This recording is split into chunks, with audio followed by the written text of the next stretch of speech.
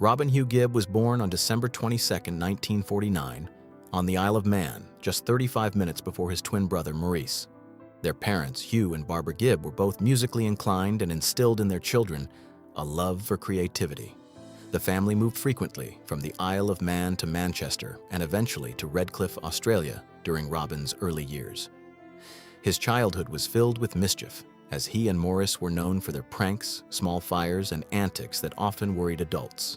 Despite this chaos, it became clear that the twins possessed a unique creative spark. In the mid-1950s, Robin, Maurice, and older brother Barry discovered a shared passion for harmony and music. Inspired by artists like the Everly Brothers and Paul Anka, the brothers began singing together, and it wasn't long before they formed their first band, the Rattlesnakes. This was the beginning of a journey that would take them to the heights of international fame. The birth of the Bee Gees, from Australia to stardom. In 1958, after moving to Australia, the Gibb family's music career took a significant turn. The brothers, now seasoned performers, were ready to take their music to the next level. In 1960, they appeared on Australian television for the first time, performing Time Is Passing By. Even at the young age of 10, Robin's voice stood out, marked by a tremolo and a maturity that belied his years. This unique vocal quality caught the attention of Festival Records, and by the mid-1960s, the Bee Gees were signed to the label. Their success was swift. Robin's distinct voice became one of the defining features of the group, especially when he sang lead on hits like I Don't Think It's Funny in 1965.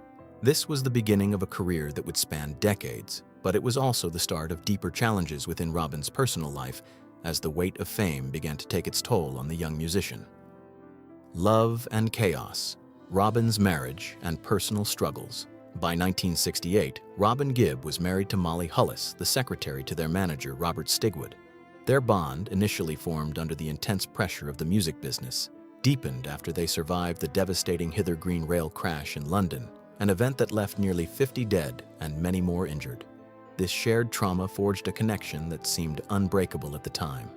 However, as the Bee Gees rose to fame, Robin's personal life began to unravel. The stress of constant touring, long hours in the studio, and the pressures of living in the public eye began to affect his emotional health. Robin turned to stimulants to keep up with his demanding schedule, and his moods became unpredictable.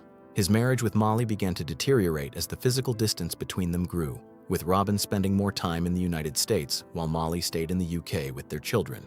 By 1980, their marriage ended in a bitter divorce, and Robin's struggles were laid bare for the world to see. A second marriage and new beginnings. After the painful end of his first marriage, Robin sought solace in a new relationship.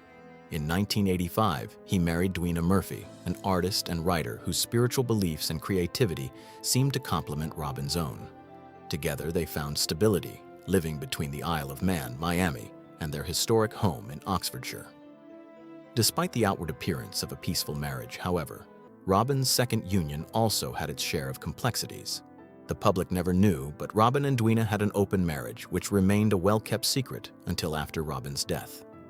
In 2001, Robin began a long-term relationship with Claire Yang, a housekeeper in the Gibb household.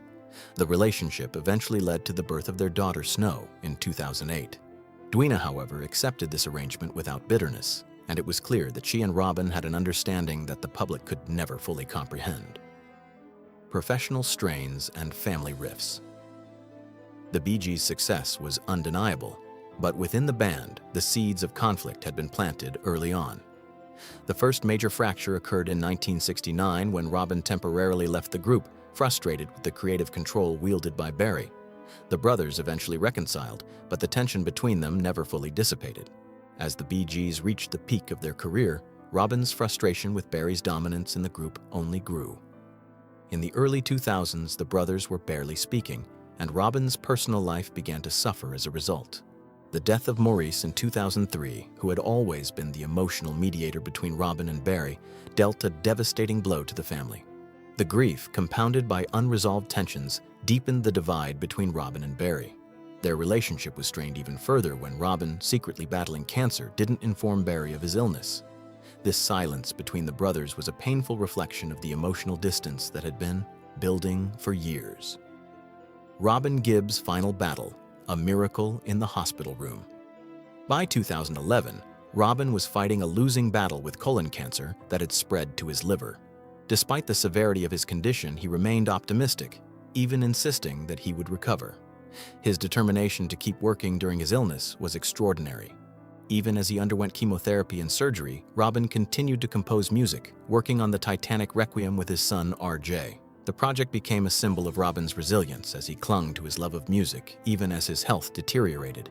In April 2012, after contracting pneumonia, Robin fell into a coma, and his family prepared for the inevitable.